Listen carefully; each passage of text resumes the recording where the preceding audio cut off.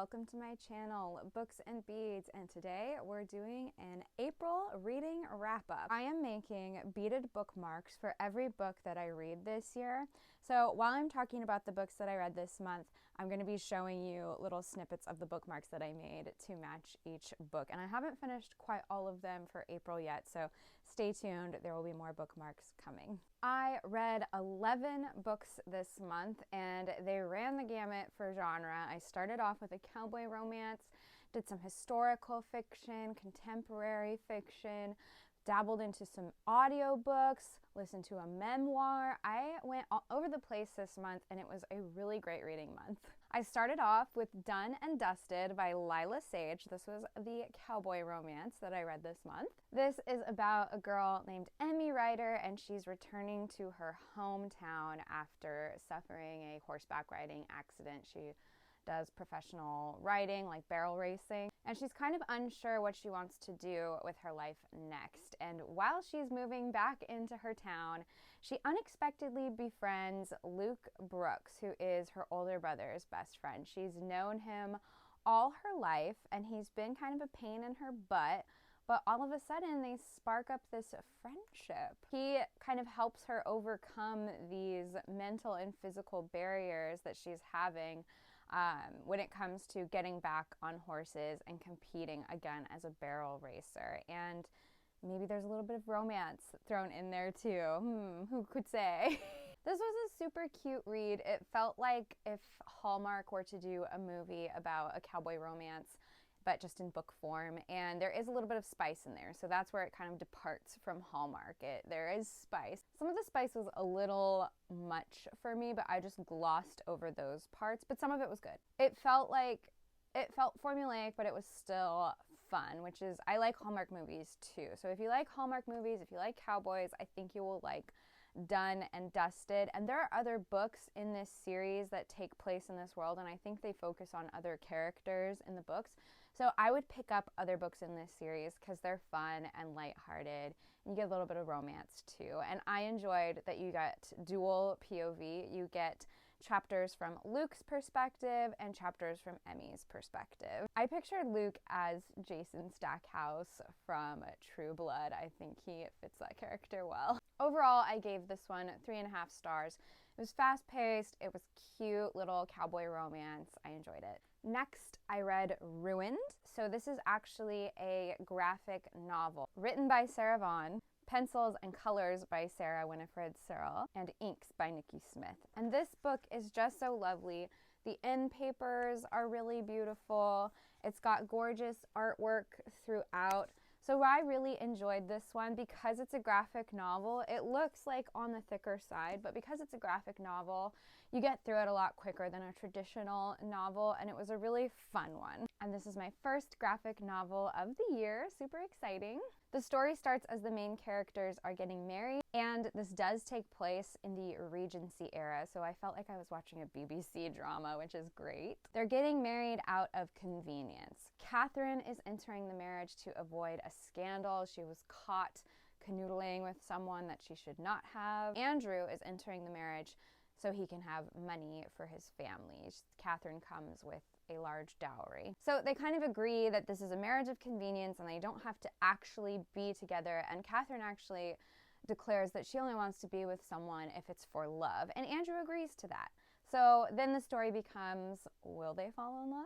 There are also a lot of good side characters. I really enjoyed learning about them, and I wish we got more of those side characters too.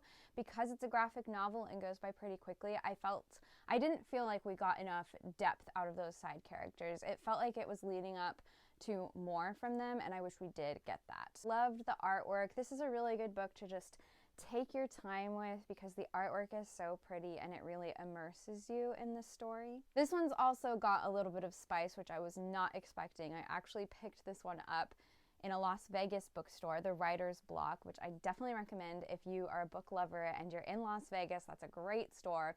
And they have a little cafe attached to the bookstore. I was there with friends, so we decided to get some coffee, and they needed to catch up on some work and some meetings while we were there.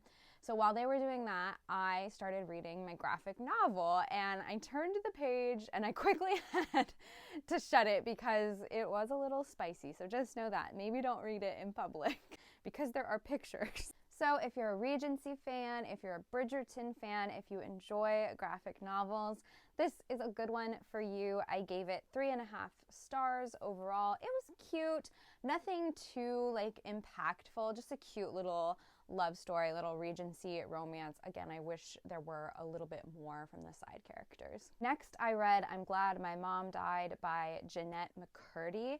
I actually listened to the audiobook for this one while setting up my reading room here. I do have a video on the setup for this if you care to see it. It was a great one to listen to because it is narrated by Jennette herself, and she does a really good job with the narration. I was shocked that she could hold her composure so well for some of the things she was talking about because she is so unflinchingly honest in this memoir. And she's an actor, so she's good at like inhabiting the other characters that she details in her book. She does a good job at switching up their personalities when she's doing voices for the people in her book. This is my first nonfiction pick of the year. So if you don't know, Jennette McCurdy was one of the actors on iCarly. She played Sam. I don't remember. Is her name iCarly? Isn't it just Carly? What's her name in real life? It's Megan from Drake and Josh. She plays the main character's best friend, Sam, in iCarly. And it kind of talks about her experience as a child actor, but it mostly focuses on her mother, the mental and physical and emotional abuse that came from her mother and how her mother was as a parent toward her and how that affected other areas of her life. It was a really interesting read. Definitely check the trigger warnings. She talks a lot about the abuse her mother inflicted on her. She talks about her eating disorder in great detail, so you'll definitely want to make sure to be prepared for this one. There's a lot of heavy material in there, but the surprising thing too is she's often very funny. Like in between all of these awful things happening to her, she has a lot of well-timed, well-placed humor, and because of the timing, because of the placement, it genuinely makes you laugh out loud at some of the humor she infuses into this memoir. Highly recommend. I'm not going to like rate it on a star system. I think that would be weird to rate someone's memoir, but I highly enjoyed it, and I would recommend it if you like celebrity memoirs, if you're interested in the life of some of these actors. A lot of that's coming out right now, so it's very timely. She doesn't go like too much into kind of the industry drama. It's mostly centered on her own personal experience, especially with her mother. But it is an interesting insight. It's clear she's still working through some of these issues. One of the few times where her voice breaks during the narration is when she's talking about a therapy session where the therapist is kind of questioning her mother. And that's where her voice breaks. It's that confronting her mother issue. You can tell that she recognizes that her mother was abusive and awful at times, but she still holds like a lot of love for her, and you can see that conflict happening throughout the book. It's insane what some of the things that she went through. So it's an incredible memoir. I recommend it. You will be like gasping out loud, saying what, saying girl, like it was just so good. Then I read The Last Tale of the Flower Bride. Oh my gosh, I absolutely loved this book. This is my 5-star read of the month. I absolutely am obsessed with this book. This one is by Roshani Chokshi. It takes place in the Pacific Northwest. If you've seen my video about books that take place in the Pacific Northwest, I talk about it there too. And I got a really pretty Fairy Loot special edition of this book that I found at a used bookstore. So someone had given this up. It's signed by the author, gorgeous end pages, gorgeous cover. I couldn't believe someone would get rid of it. So I bought it because Carrie Can Read had recommended it. I love all of her recommendations. I trust her so much. And then I bought the pretty one because it was so gorgeous. And I'm like, I'm really hoping this book lives up to the hype because it's so pretty. I would be disappointed if the words inside weren't as pretty as the book. And it did not disappoint. It was amazing. This one is about a man who marries a mysterious woman because they're both really fascinated by fairy tales. He lectures on them and researches them, and she just likes to live like she's in a fairy tale. And she tells him, all right, we're gonna get married. I love you, but you cannot pry into my past. You cannot ask about my past. I don't want to go there. So he's like, fair enough, I can do that. And of course, the past is going to come up. Am I right? Like, we're in a book. So her aunt ends up getting deathly ill. Her aunt is dying. So they have to travel back to her childhood home to help her aunt and prepare her estate for when she eventually passes. And the childhood home is called the House of Dreams, and it's in Washington State. So already I'm immersed in this. I can picture it perfectly. Then the issue of his wife Indigo's childhood friend Azure comes up. She had this childhood friend, and one day Azure just disappeared and no one knows where she took off to. So this book is about the man kind of learning more about what happened with Indigo and Azure. And it was really cool how the story is woven together. It is steeped in fairy tale imagery and lore. I devoured this book. I stayed up late to finish it because I was just so into it. I think it would be an excellent TV show or movie. I loved it. It reminded me a lot of Rebecca by Daphne du Maurier, which is one of my favorite books in that it's about this spouse who maybe married someone kind of caught up in the romance of it all, and they don't actually know a lot about that person, and it's about them trying to figure out their past. And interestingly enough, the man in this book is never named. He's called the bridegroom, which is a parallel to Rebecca. The main character in Rebecca, the new wife that comes in that's married Maxim, she is never named. So I thought that was cool. Also reminded me a little bit of Bridge to Terabithia because it does deal with childhood friendships and these two friends getting lost in this fairy tale world that they have created just for each other. It was so special in that way. It also gave me like a touch, just a little bit of Saltburn vibes if you've seen that movie. I don't know if I would recommend that movie. It's wild and you will be like, it'll keep your attention, that's for sure. But this book just reminded me of Saltburn because it's dealing with these uber rich people who are mighty eccentric and deal with problems maybe in ways that us normal folk might not. So it gave me Saltburn vibes in that way. There's a wonderful long drawn out metaphor of Cast Out Susan, which is a reference to Narnia. I love Narnia. I was in a play, a stage version of Narnia. So hold a special place in my heart for Narnia and thought it was cool that one of the metaphors that keeps getting brought up is Cast Out Susan, because Susan in the Narnia stories, she doesn't get to go back to Narnia because she grows up and forgets such childish things. So that was an interesting metaphor throughout the book. I thought it was a perfectly told tale. I want to reread it. I loved it so much. So 5 stars for Last Tale of the Flower Bride. Highly recommend that one. Next, I read Firefly Lane by Kristin Hannah, and this one wrecked me. This one was almost a 5-star read for me until I got to the end and I felt emotionally manipulated. Emotional damage is what I call this book. This one is about 2 friends, Kate and Tully, who are growing up. It starts off in the 70s when the girls are teenagers in high school, and it follows their friendship throughout the decades up until the 2000s. So you get a really full picture of these girls' lives and their friendships.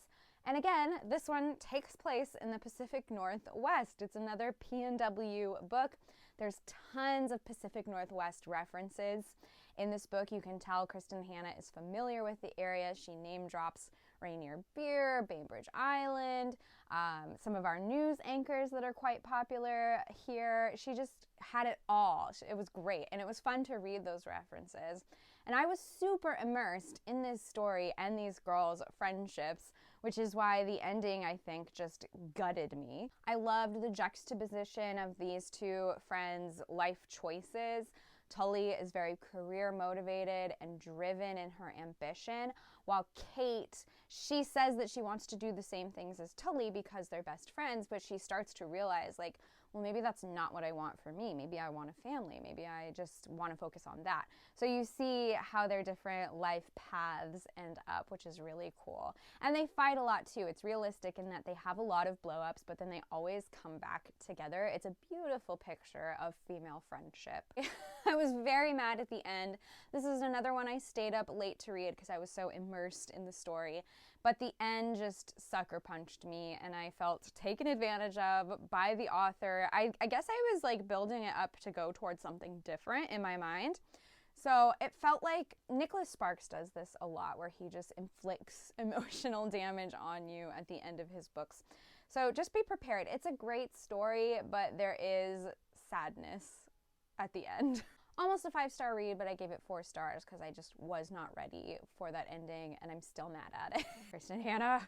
So only if you want to cry, read this book. All right, and then I entered my Freida McFadden era in the month of April. I did like 3 Freida McFadden audiobooks all in a row. I'm actually really loving Leslie Howard as a narrator for a lot of the Freida McFadden books. I love her. So I started off with The Teacher, and at first, I did not like this. I was like, okay, this narrator is so overdramatic, but then that turned into a positive because she keeps your attention, and this book is very dramatic. And I thought the whole time I was reading this, I was like, surely they're not going to do the obvious thing with The Teacher, but they do, and that's hard for me to stomach. But then the twists at the end are crazy. This is like the reality TV of books, the soap opera of books. That is Freida McFadden. You never know where it's going to end up. She'll keep you guessing, and then she'll throw in like 5 more twists at the end. And the end of this one especially, I was like, are you kidding me? That's what? So they're very entertaining. I will give them that, especially as audiobooks. I am on a Freida McFadden audiobook kick. The Teacher is about 2 teachers who are married, but they kind of like, their marriage is, they're just like not into each other. So the woman is having an affair with this guy that works at the shoe store. And the other guy is just, you know, everyone thinks he's perfect and he's good looking and everyone loves him. And people don't like the woman as much. She also has a shoe shopping problem, which is interesting. And then it also gives you the POV of a student at the high school called Addie. Now, last year, Addie was involved in this scandal where people accused her of sleeping with this older teacher, but she didn't actually do that. But then this year, Addie starts getting involved with the husband teacher that we know through the narration. Chaos ensues. There is so much going on in this book. It is a wild ride. Again, I thought when I first started reading this, I was like, okay, this narrator is like so dramatic, but it worked. Everything she did was a choice for things that happen in the story, and I actually came to really appreciate her narration. Like, so there was one character where I was like, why does she do his voice so creepy? And it was because he was a creep. So that's why. So she knew what she was doing. I really enjoyed this one. All the Freida McFadden books to me are like solid 3 stars. Like, they're a good time, but they're nothing like groundbreaking. You will be entertained. They might be a little silly. There might be plot holes. It might be a little questionable, but you're gonna have fun. Of the 3 books that I read this month that are Freida McFadden, I think The Teacher is my favorite.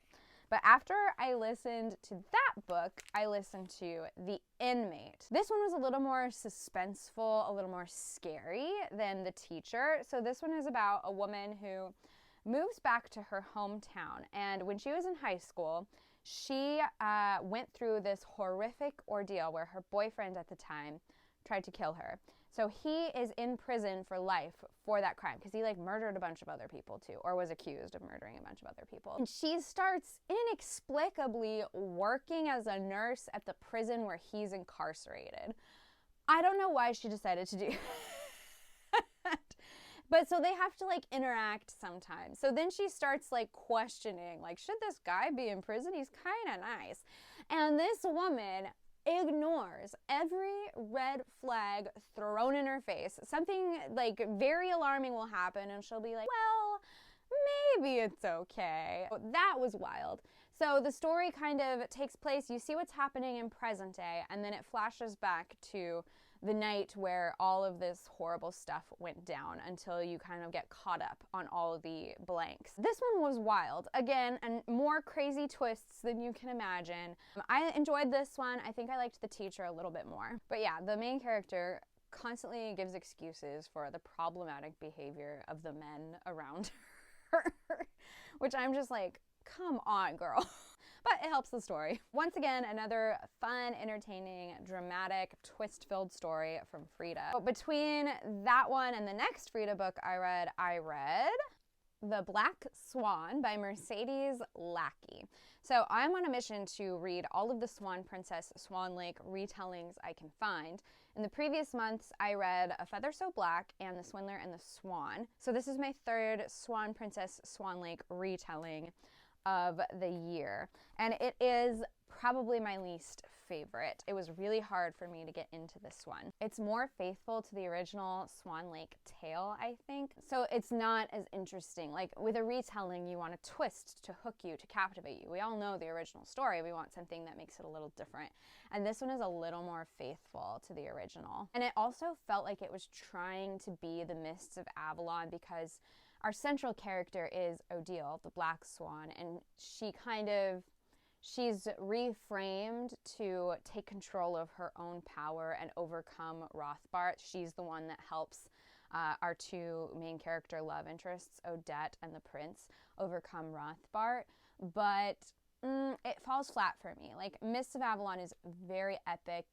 It is totally told through a female lens, and I felt like this book was trying to be that, and it just fell flat. The story didn't feel like it really got started until the very end. Like, the end action I was into, but it just took a really long time to set it all up and get there. The prince in this story, his name is Siegfried in this one, and he is a horrible person, and that's kind of hard to overcome. At the beginning, he actually assaults a woman, and it's hard to forgive him for that. It's pretty unforgivable, but that's what spurs him to try and be a better person. And then when he sees Odette, he like falls head over heels for her and vows to do better, be better, but ooh, hard to come back. So yeah, the cover might be the best part of this book. I do love that pretty cover and Odile's dress. But yeah, it's just harder to get into this one. It feels very dated, just not for me. I only gave it 2 stars. Then we're back on the Freida McFadden train. The last Freida McFadden book that I read this month was The Coworker. This one is my least favorite of the Freida McFadden audiobooks that I listened to this month, but it was still an interesting ride. This one is about a girl named Natalie who is accused of murdering her coworker Dawn after a series of incriminating emails shed light on possible embezzling and bullying going on in the workplace. And Dawn is presented as neurodivergent in this book. The narrator makes her POV chapters like very robotic. She almost sounds like that girl from The Big Bang Theory. She's like obsessed with turtles and turtle facts.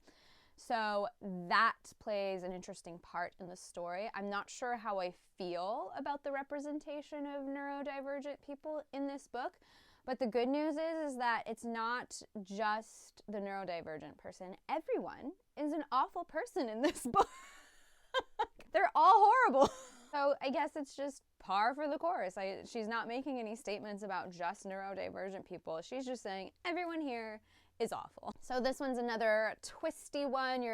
You've got a little bit of unreliable narration going on. So Natalie and Dawn are not telling the full truths in either of their POVs, their chapters. So it's fun to this one will keep you guessing. I'm trying to suss out what the twist is going to be. And in true Freida McFadden form, there are some twists that you won't see coming. This one was a little bit more predictable to me than the other two, so that's why it's not my favorite of the month. My favorite was The Teacher. Okay, and then I read an advanced reader copy of By Any Other Name from Jodi Picoult. I loved this book, 5 stars. I don't think I'm allowed to like talk about it in detail until the book is released, and that comes out later this year.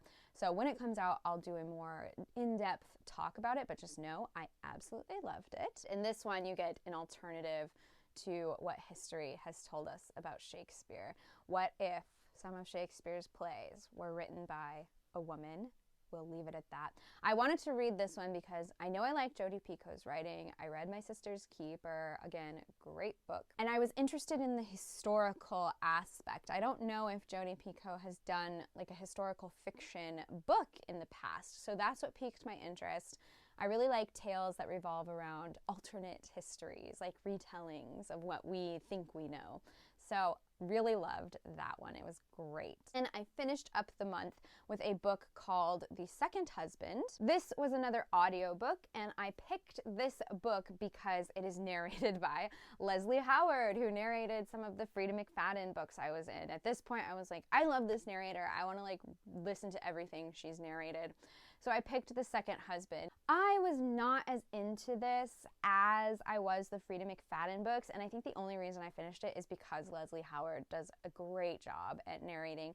She's so good at like, a lot of narrators will just keep going in the same cadence, and that, I just tune that out. I cannot focus when they just keep going in the same cadence. Leslie Howard is really good at switching up her cadences, giving some emotion to what people are saying when dialogue comes up. It feels more like a conversation, which is why I can pay attention to her really well. This was another like suspense thriller. It's about a woman whose first husband is killed, and she's investigated for it, but ultimately they find her innocent. She remarries, and then she starts questioning like, well, who did kill my husband? Does my new husband have something to do with it? Is he being honest with me? So you get a lot of her like questioning her new life, doubting herself, trying to figure out what happened in the past. It's very convoluted. Like there's stuff about like art that her first husband had, and that comes into the story. I don't know. It wasn't as gripping as the Freida McFadden books. So I would only give that one 2 stars as well. I wasn't as into it. The audiobook was entertaining because I like the narrator. So that was my April. Other things that I did this month. Taylor Swift's Tortured Poets Department came out. I am absolutely loving the album. My favorite songs right now are Down Bad and Guilty as Sin and How Did It End. Honestly, it's a no-skip album for me, so I love all of the songs. But I did come up with a TTPD reading challenge to go along with the album. So if you haven't checked that out, I've got a whole video on that. I made a cute little printable graphic that you can use on your socials. So definitely head over there if you're into Taylor Swift and want a reading challenge. And I think I want to, for my next bookbinding project, I think I want to make a book of all of the lyrics from that album because it feels like it's so perfect for book girls.